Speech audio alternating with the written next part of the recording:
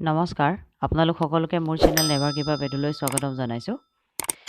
আজিৰ দিনটোত এটা গুৰুত্বপূৰ্ণ তথ্য দিবৰ বাবে ভিডিঅ'টো বনোৱা হৈছে। অনুগ্ৰহ কৰি ভিডিঅ'টো শেষলৈকে চাব আৰু যদিহে এতিয়াও মোৰ চেনেলটো আপোনালোকে ছাবস্ক্ৰাইব কৰা নাই অনুগ্ৰহ কৰি ছাবস্ক্ৰাইব কৰি ল'ব আৰু লগতে বেল আইকনটো প্ৰেছ কৰি দিব, কাৰণ মই মোৰ চেনেলটোৰ জৰিয়তে বিভিন্ন সময়ত বিভিন্ন ধৰণৰ কম্পিটিটিভ এক্সামৰ বাবে ভিডিঅ' কোৰ্চ আৰু জব ৰিলেটেড যিকোনো ইনষ্টেণ্ট নটিফিকেশ্যন আদি চেনেলটোৰ জৰিয়তে দি থাকোঁ আৰু সময়ে সময়ে বিভিন্ন ধৰণৰ ব্যক্তিৰ যিসকলে বৰ্তমান বিভিন্ন ফিল্ডত চাকৰি আদি কৰি আছে, গেজেটেড অফিচাৰ আৰু অন্যান্য প্ৰফেচাৰ, তেওঁলোকৰ ইণ্টাৰভিউ আদি দি থাকোঁ আপোনালোকৰ সুবিধাৰ্থে। সেইকাৰণে এতিয়াও যদি চেনেলটো ছাবস্ক্ৰাইব কৰা নাই অনুগ্ৰহ কৰি ছাবস্ক্ৰাইব কৰি ল'ব আৰু এই ভিডিঅ'টো শেষলৈকে চাব।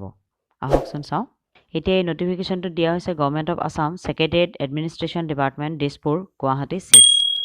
ইয়াতে দিয়া হৈছে online applications are invited from citizen of India as define in the constitution of India having registration in employment exchange. Employment এক্সচেঞ্জত আপোনালোকৰ ৰেজিষ্ট্ৰেশ্যন থকা হ'ব লাগিব।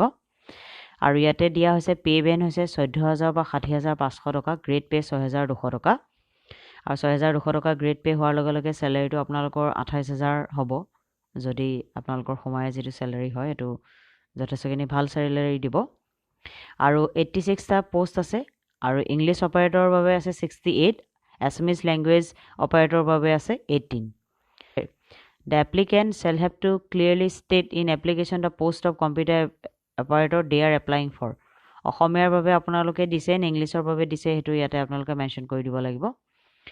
ST প্লেইনছৰ বাবে আছে 7টা, হিলছৰ বাবে 4টা, শ্বেডিউল কাষ্টৰ বাবে 6টা, OBC MOBC বাবে আছে 34টা, আনৰিজাৰ্ভৰ বাবে 25টা, ডিজেবিলিটিৰ বাবে 4টা, উইকাৰ ছেকশ্যনৰ বাবে 6টা আছে বুলি ইয়াতে দিছে। ওমেনৰ বাবে 30% ৰিজাৰ্ভেশ্যন থাকিব, এক্স ছাৰ্ভিচমেনৰ বাবে 2 বছৰ। ইয়াতে বিচৰা হৈছে গ্ৰেজুৱেট হ'ব লাগিব ছায়েন্স আৰ্টছ কমাৰ্চৰ আৰু 6 মান্থছ ডিপ্ল'মা থাকিব লাগিব কম্পিউটাৰ প্ৰফিচিয়েঞ্চিত। ছেক্ৰেটেৰিয়েট এডমিনিষ্ট্ৰেশ্যনে এলিজিবিলিটি আদি ইয়াতে দিছে।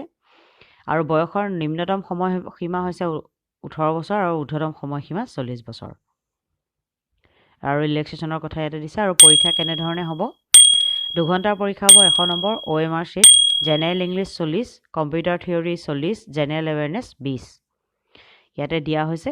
আৰু যেতিয়া আপোনালোকে এই 100 মাৰ্কৰ পৰীক্ষা পাছ কৰিব তেতিয়া কম্পিউটাৰ প্ৰফিচিয়েঞ্চিৰ বাবে প্ৰেক্টিকেল টেষ্ট হ'ব 100 মাৰ্কৰ, সেইটো আপোনালোকে দিব লাগিব।